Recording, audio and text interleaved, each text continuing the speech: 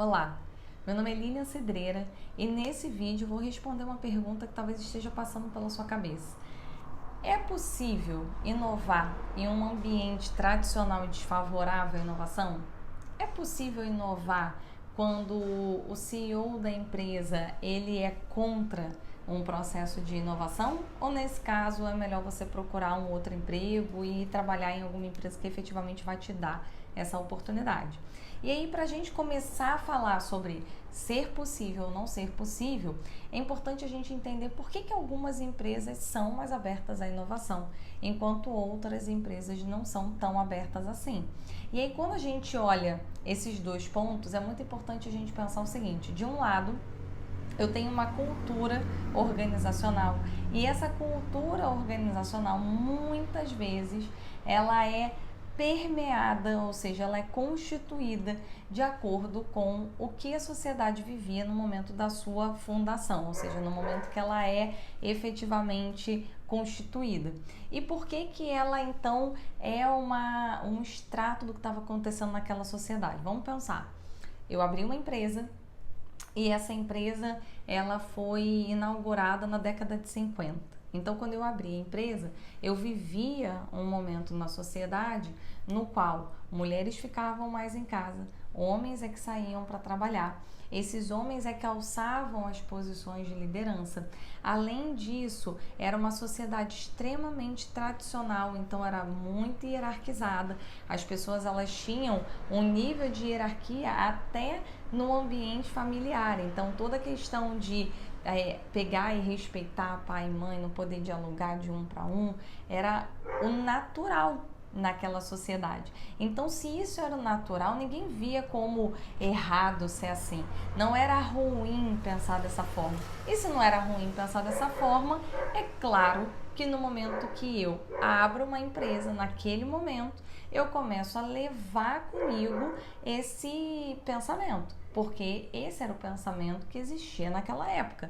Era um pensamento de homens vão trabalhar enquanto mulheres ficam em casa, as empresas elas têm que ser hierárquicas, porque na minha família eu sou hierarquizado, eu respeito, eu tenho que pegar e abaixar a cabeça e aceitar qualquer coisa que venha de cima, eu não preciso questionar, eu não posso questionar.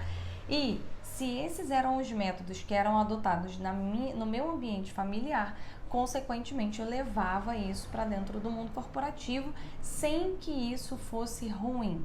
Bom, vamos pensar o seguinte, a gente vem para o mundo de agora e se a empresa não passou pela transformação que a sociedade veio tendo ao longo desse tempo, naturalmente ela continua pensando da mesma forma. E isso não tem a ver com o fato da pessoa estar na empresa desde essa época ou não. Então aqui não tem a ver com idade, tem a ver com a empresa se manter dentro de uma cultura que ela já tinha pré-estabelecido ou se de acordo com a evolução da sociedade ela também foi se atualizando, ou seja, trazendo pessoas que de alguma maneira imprimissem esse novo ambiente, esse novo cenário de sociedade. E existem os dois modelos. Algumas empresas vão evoluindo de acordo com a evolução da sociedade e trazendo pessoas para imprimir novas características. E existem as empresas que o raciocínio deu certo até agora, vai dar certo assim para sempre. Eu não tenho por que mudar. E isso eu já ouvi. Quando eu estava terminando a faculdade, eu lembro que eu estava fazendo um processo seletivo de trainee e nesse processo seletivo o próprio RH comentou numa das etapas de que a empresa já era daquela forma há 78 anos, que ela não ia mudar a cultura, que ela não acreditava em várias coisas da modernidade e que se alguém quisesse entrar ali para pensar, para ser muito inovador, podia sair do processo seletivo porque eles não iam querer esse tipo de profissional. Eu ouvi isso. Então existem empresas que efetivamente raciocinam assim. E não vamos falar que a gente que tem certo ou errado, mas a empresa ela tem os motivos dela, ela realmente deu certo até agora. A grande questão é que ela deu certo até agora, mas a gente não tem garantia que ela vai continuar dando certo no futuro. E isso acontece, isso é muito natural de acontecer, porque a empresa ela tende a criar uma miopia, que a gente chama de miopia corporativa. E essa miopia corporativa é quando ela não tem a capacidade de enxergar que o mundo mudou, as transformações estão aí e ela de alguma maneira precisa se adaptar. E a gente tem um exemplo clássico que é falado em todos os vídeos sobre inovação, que é a própria Kodak. A Kodak, ela acreditou em algum momento que as pessoas jamais iriam querer uma foto vista pelo celular ou imprimir uma foto de celular que a qualidade da imagem era inferior à de uma máquina efetivamente tradicional. E eles não conseguiram se atentar a um movimento, a uma evolução que estava existindo na sociedade. Engraçado que a Kodak foi responsável por criar a máquina digital. Então, quando a gente saiu de uma máquina analógica para uma máquina digital, foi graças à evolução que a própria Kodak conseguiu descobrir. Mas dali em diante, ela achou que o mercado ia ser dela para sempre e não conseguiu se atualizar. Bom, diante desse cenário, o que a gente pode trazer de reflexão é que, apesar de algumas empresas entenderem que elas são tradicionais, que elas geraram resultado, e eu não gosto de culpá-las por pensar que elas deram resultado até agora, porque elas realmente deram. Então ela tem um motivo, ela tem um real motivo para acreditar que ela não precisa se atualizar. Por outro lado, a gente tem que entender que o mundo que a gente vive hoje, ele é completamente diferente do mundo do passado. Então, naturalmente, as empresas que não começarem a quebrar essas lógicas da tradição, elas provavelmente vão ter dificuldade de se manterem ativas de agora em diante. E isso porque a gente já explicou algumas vezes que o mundo ele está cada vez mais dinâmico. E nesse dinamismo do mundo, naturalmente as pessoas vão ter mais, a velocidade vai chegar a tal forma que não vai dar tempo da empresa raciocinar e refletir. Será que dá para inovar agora? Vou esperar mais um pouquinho. Ela não vai ter mais essa agenda. Ela vai ter que tomar essa decisão de maneira muito rápida. E mais uma informação importante que a gente traz falando sobre essa questão da adaptação para poder falar do como fazer isso as próprias pesquisas que o Fórum Econômico Mundial continua realizando.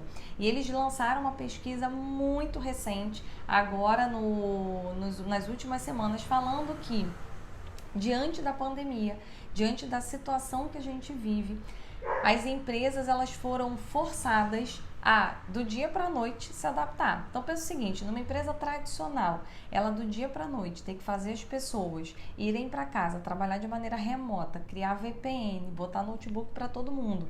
E as empresas estão conseguindo andar nesse cenário, ou seja, as coisas estão conseguindo fluir. Mesmo que algumas empresas tenham tido mais dificuldade ou menos dificuldade, umas estejam se sentindo mais produtivas e outras menos produtivas, a gente sabe que todas as empresas estão passando por esse processo e estão conseguindo gerar resultado com elas, bem ou mal, mas estão gerando resultado. Então a gente conseguiu provar que dá para fazer mudanças, e mudanças inclusive radicais, do dia para a noite, de maneira simples, rápida e sem gastar muito dinheiro. As empresas que já tinham se preparado para esse movimento, inclusive, conseguiram se adaptar muito rápido, porque já tinham notebooks para todo mundo da equipe, foi fácil levar para casa. Uma empresa que não tinha notebook para todo mundo, ainda trabalhava com desktop, ela naturalmente teve mais dificuldade. E o que o Fórum Econômico Mundial traz nessa pesquisa é que, se a gente viveu esse cenário agora com a pandemia do coronavírus, essa vai ser a nova realidade a partir de agora. As empresas elas precisam aprender a trabalhar de maneira rápida, a trabalhar de maneira ágil e a trabalhar de maneira inovadora. Empresas que não conseguirem inovar provavelmente não conseguirão se manter vivas, se manter de pé pelos próximos anos. Então essa é uma reflexão importante que já traz para você talvez uma coragem de começar a inovar. E aí como que você faz então para inovar se por mais que a gente tenha todas essas provas, e é uma coisa muito importante ter provas para poder convencer quem é mais resistente à inovação, mesmo com essas provas, se essa pessoa ainda tiver resistência, existem algumas ações que você pode fazer para começar a inovar no seu dia a dia. A primeira delas é você escolher um processo. ou um projeto, ou até mesmo um relatório, algo muito simples que você use no seu dia a dia, que seja de uma responsabilidade sua, ou seja, o controle está todo na sua mão e você pode pegar esse processo, esse programa, esse projeto ou esse relatório e você vai tentar inovar neste processo. Como é que você vai escolher esse projeto para atuar? Você vai então definir se nesse projeto você percebe que existem possibilidades de melhoria, se nesse projeto existem chances de você trazer algo novo, ou seja, se você consegue pensar num projeto que esse projeto é um projeto que é importante para a empresa, ele pode gerar um resultado bacana, mas esse resultado bacana, ele precisa passar por uma inovação para ele conseguir acontecer. Você então escolheu algo interessante. O que é importante aqui? Que você escolha algo que esteja o mais no seu controle possível. Porque se você está num ambiente desfavorável à inovação, quanto mais pessoas você precisa envolver, mais difícil é para você conseguir inovar, porque você vai ter que trazer essas pessoas para dentro desse ambiente e dessa sensação de querer inovar. Então, quanto mais esse projeto, esse processo, esse procedimento, esse relatório, ele estiver muito mais na sua mão, mais fácil para você, porque você depende de menos pessoas nesse processo inicial. E aí, escolhendo esse projeto, o primeiro ponto que você vai pensar é: o que são os pontos aqui que são muito bons, ou seja, o que tem aqui que já é muito legal, mas o que tem aqui de oportunidade de melhoria. E aí a gente vai atacar só essas oportunidades de melhoria.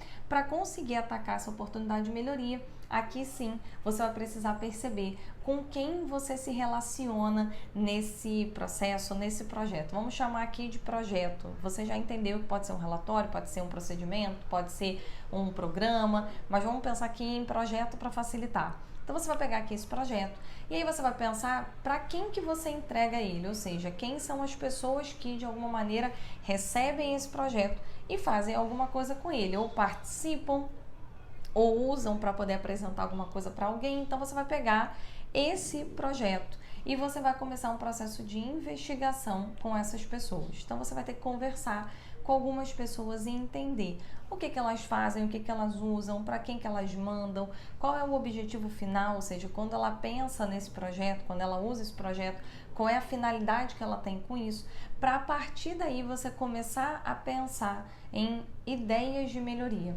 A partir do momento que você conversa, começa a clarear um pouco a mente e te dá a possibilidade de pensar o que você pode fazer para efetivamente gerar um resultado bacana. E ao conversar e pensar nesse resultado, se ele pode ser interessante ou não e como fazer, é muito importante que nesse momento você também defina um resultado, ou seja, como que você vai medir o nível de satisfação que essa pessoa tem antes desse processo de inovação e como que você vai medir esse resultado pós o processo de inovação. E por que é muito importante essa medição de resultado? Porque se você está num ambiente que não é favorável, ou seja, um ambiente que não vai estar tão aberto assim à inovação, se você não trouxer resultados concretos de essa era a avaliação antes, essa é a avaliação pós, esses daqui são os resultados antes, esses aqui são os resultados pós, provavelmente vão achar super bacana, vão até te parabenizar, mas provavelmente não vão querer, não vão se abrir para a inovação. Então, para se abrir para a inovação, é muito importante que esses resultados eles sejam mensuráveis. E aí, no momento que eu consigo mensurar esse resultado, após esse trabalho de ir a campo, conversar com as pessoas, entender quais são as reais necessidades dela, o que ela realmente usa daquela informação, aí sim você consegue pegar essa informação, sentar com você e pensar quais são as melhorias que você pode trazer para esse processo, para esse projeto. E aí, diante dessas melhorias, medir o que você tinha antes e o que você tem agora e a partir dessa medição apresentar para a diretoria. Então aqui é interessante porque você está começando com um projeto pequeno, com um projeto que envolveu o mínimo de pessoas possível e você conseguiu mostrar, mensurar um resultado. A partir dessa mensuração de resultado, naturalmente as pessoas começam a se abrir para alguma mudança. Só que tem aqui uma dica muito importante, que é a dica de ouro. Não adianta você pensar nesse processo de inovação, ainda que ele seja um projeto dentro da sua atividade, se você tiver que ter muito dinheiro envolvido. Então, quando a gente está começando a inovar, quando a gente está começando a querer convencer a diretoria a efetivamente pensar em inovação, eu preciso pensar em coisas simples, ou seja, em coisas que eu não tenha que envolver tanto recurso da empresa ou tanto investimento da empresa. Quanto menos investimento, naturalmente a pessoa fica mais aberta a esse processo, e por ela ficar aberta a esse processo, você acaba tendo mais facilidade de abrir essa frente e começar a inovar. Então, pensa o seguinte: qual é o projeto que você pode atuar, você pode mensurar, que está mais no seu controle e que qualquer inovação ela não requeira um investimento muito grande. É assim que a gente começa a inovar. Esse primeiro passinho, ele é pequeno, mas ele é um primeiro passo pequeno que dá uma abertura para algo muito incrível. E o mais importante disso tudo é que no momento que você faz isso, naturalmente a sua cabeça, ou seja, o seu nome, o que você é que efetivamente leva para a empresa, porque a empresa vai começar a lembrar que quem começou esse processo de inovação foi você. Então você começa a se tornar um top of mind dentro da empresa, porque você começou esse processo de inovação, você começou a gerar resultado, e com certeza em outros processos de inovação o seu nome, além de ser citado, você pode começar a ter que se envolver nesses projetos, e aí você vai começar, além de desenvolver essa característica, se tornar um expoente ali nesse grupo, e ao se tornar essa pessoa que mais aparece no grupo, consequentemente você pode ter mais visibilidade, mais ganhos e quem sabe até uma promoção ou um reconhecimento por esse trabalho inovador. E também, acho que de quebra que, além de fazer isso pela empresa, você também acaba se tornando uma pessoa conhecida no mercado. Então, se nessa empresa você não perceber tantas oportunidades assim, você já tem um discurso, você já tem uma forma de atuar, uma história para contar, para trabalhar em outras organizações. Então, espero que você tenha gostado desse vídeo e vamos aplicar a inovação no nosso dia a dia. Tchau, tchau!